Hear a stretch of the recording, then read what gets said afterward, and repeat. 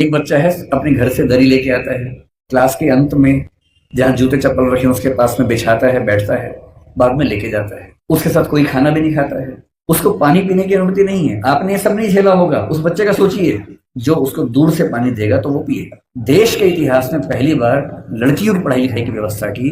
आज ये जो बच्चियां बैठी हैं, तो आज अब घर के अंदर चौका कर रही होती, चूल्हा चौका कर रही होती, और यहां तक कहा कि तुम्हारे पैर में जूते हो ना हो, हाथ में किताब होनी चाहिए। मैं देखता हूं कि हमारे समाज में बहुत लोग उनका विरोध करते हैं। उनको लगता है कि ये दलितों का नेता है, ये हिंदू धर्म के बहुत खिलाफ था, ये बहुत नाराज रहता था। लेकिन उन्होंने उन परिस्थितियों को, उस बैकग्राउंड को देखा नहीं जो आज मैं आपसे डिस्कस करूंगा। आपने सुना होगा जरूर, नहीं सुना तो बात सुन लीजिए और फिर तुलना कीजिए कि आज आप जहां हैं क्यों वहां हैं। अगर अंबेडकर साहब ना होते या ज्योतिबा फुले ना होते, उसके 500 साल पहले कबीरदास ना होते, उसके 2000 साल पहले बुद्ध ना होते, तो दरअसल हम वहां नहीं होते जहां जब बैठे।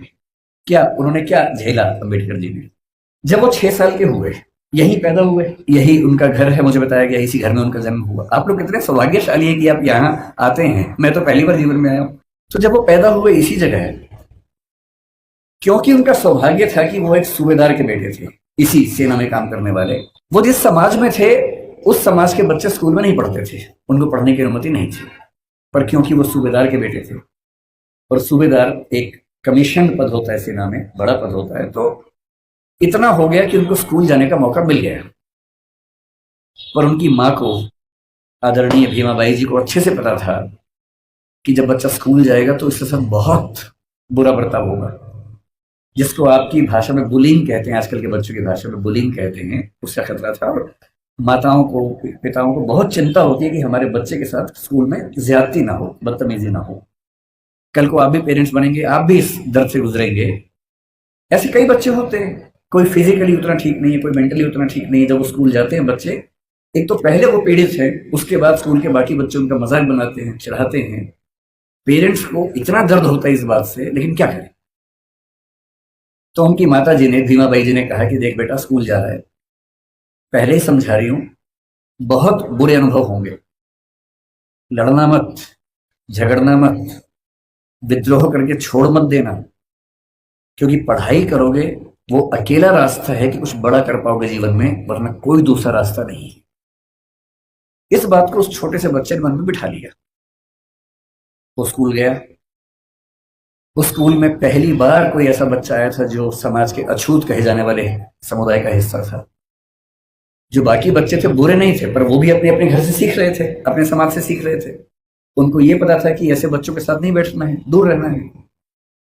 तो व्यवस्था हुई कि वो स्कूल में क्लास के सबसे अंत में, जहां सारे बच्चों के जूते चप्पल रखे हैं, उसके पड़ोस में एक दरी छोटी सी बिछा के बैठेंगे, और दरी भी खुद लेके आएंगे ताकि स्कूल में कोई और व्यक्ति अपवित्र ना हो। अब सोच के देखिए, इमेजिन कीजिए उस बच्चे की हालत कि एक बच्चा है, अपने घर से दरी लेके आता है, क्लास के अंत में जहां जूते चप्पल रखे हैं उसके पास में बिछाता है, बैठता है, बाद में लेके जाता है। उसके साथ कोई खाना भी नहीं खाता है, तो वो दीवार की तरफ चेहरा करके अपना भोजन करता है जो घर से लेके आया था। उसको पानी पीने की अनुमति नहीं है। आपने ये सब नहीं झेला होगा, उस बच्चे का सोचिए। याद से केवल और केवल 110 साल पहले की बात मैं कर रहा हूं, बहुत पुरानी बात नहीं है, 115 साल पहले की बात। उस बच्चे को पानी पीना है, और स्कूल में पानी की एक ही व्यवस्था है कि जो पानी का नल है या घड़ा है, उसे वो नहीं छू सकता। तो एक चपरासी है जो उसको दूर से पानी देगा तो वो पिएगा, वो घड़ा नहीं छू सकता है। और ये बात कोई और नहीं कह रहा है, डॉक्टर अंबेडकर ने खुद अपनी आत्मकथा लिखी है। वो उस समय छप नहीं पाई थी, छपी 1990 के आसपास है। अंग्रेजी में उस आत्मकथा के कुल 6 अध्याय हैं। उसका नाम है वेटिंग फॉर ए वीजा, ये उन्हीं की पुस्तक है। उसमें केवल 6 अध्याय हैं, जिनमें से 4 अध्यायों में उन्होंने अपने अनुभव बताए हैं और 2 में बाकियों के अनुभव बताए हैं। और जो पहला अनुभव है वो यही अनुभव है। इतने बुरे अनुभवों से गुजरने के बाद इस व्यक्ति को गुस्सा क्यों नहीं आएगा, इस व्यक्ति के अंदर नफरत पैदा क्यों नहीं होती? ऐसा ही था 1848 में ज्योतिराव फुले के साथ। फुले अंग्रेजी माध्यम से पढ़े हुए व्यक्ति थे, और जब पढ़ाई खत्म हुई उनकी 1847 में, 1848 में उनके एक मित्र ने, जो कि उच्च जाति का था, कहा कि मेरी शादी है तो मेरी शादी में आना। इनको भी लगा ठीक है चलता हूं, उसी शादी में चले गए।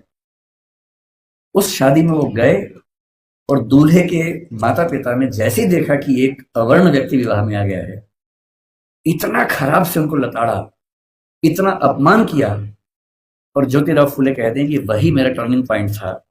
मुझे इस अपमान और इस जिल्लत से सिर्फ खुद को नहीं, अपने समाज के हर व्यक्ति को बाहर निकालना था। और इसलिए 1848 में उन्होंने पहली बार लड़कियों का स्कूल खोला, अपनी पत्नी को पढ़ाया, देश के इतिहास में पहली बार लड़कियों की पढ़ाई लिखाई की व्यवस्था की। आज ये जो बच्चियां बैठी हैं, अगर फुले न होते तो आज आप घर के अंदर चौका कर रही होती, चूल्हा चौका कर रही होती, यहाँ ना बैठी होती। इसलिए जिन व्यक्तियों की वजह से हम अच्छा जीवन जी रहे हैं, उनके प्रति कृतज्ञ होना हमारा धर्म है, हमारी जिम्मेदारी बनती है। इतनी खराब परिस्थितियों के बाद जो व्यक्ति इतना आगे बढ़ा, उसने देश के लिए क्या क्या किया, हल्का सा अंदाजा ये भी आपको। उनके जीवन का उससे बड़ा पक्ष जो मेरी नजर में है वो महिलाओं के बारे में। आपको अंदाजा नहीं होगा शायद, जब भारत का संविधान बना उन्होंने बहुत जिद की, और ये बात 1935-36 से ही शुरू हो गई थी, आजादी की बात तक चलती रही, कि महिलाओं को बराबरी मिलनी चाहिए। और महिलाओं को बराबरी देने के लिए यूनिफॉर्म सिविल कोड का आना बहुत जरूरी था, जिसको आजकल हम बोलते हैं समान नागरिक संहिता। ये यूनिफॉर्म सिविल कोड आज सरकार कह रही है कि हम लेके आएंगे। ये जिद जिस व्यक्ति की थी वो डॉक्टर अंबेडकर थे। उनको पता था कि जब तक सामाजिक कानून सभी धर्मों में पुरुष और महिला के लिए बराबर नहीं होंगे, तब तक महिलाएं आगे नहीं बढ़ सकती हैं। और उन्होंने कहा था, मैं किसी समाज की प्रगति का अनुमान इस बात से करता हूं कि वहां महिलाओं की हालत कैसी है। अगर महिलाएं पढ़ी लिखी नहीं है, वो घर के अंदर बंद है, तो समाज कैसे प्रगति करेगा। वो नेहरू जी से लड़ गए। जिस सरकार में वो कानून मंत्री थे, 1946 से 51 के बीच का जो दौर था, उन्होंने नेहरू जी से जो प्रधानमंत्री थे खूब झगड़ा किया कि यूनिफॉर्म सिविल कोड आप लेके आइए। उस समय नेहरू जी का मानना यह था कि 1951 के पहले आम चुनाव होने के बाद, जनता से विश्वास लेने के बाद मैं लेके आऊंगा। और अंबेडकर साहब ने नाराज होकर इस मुद्दे पर देश के कानून मंत्री के पद से इस्तीफा दिया और एक भाषण दिया, जिसमें कहा कि नेहरू जी ने अपने वायदे को निभाया नहीं है और महिलाओं की बराबरी के लिए जो प्रयास करना चाहिए वो प्रयास कर नहीं रहे।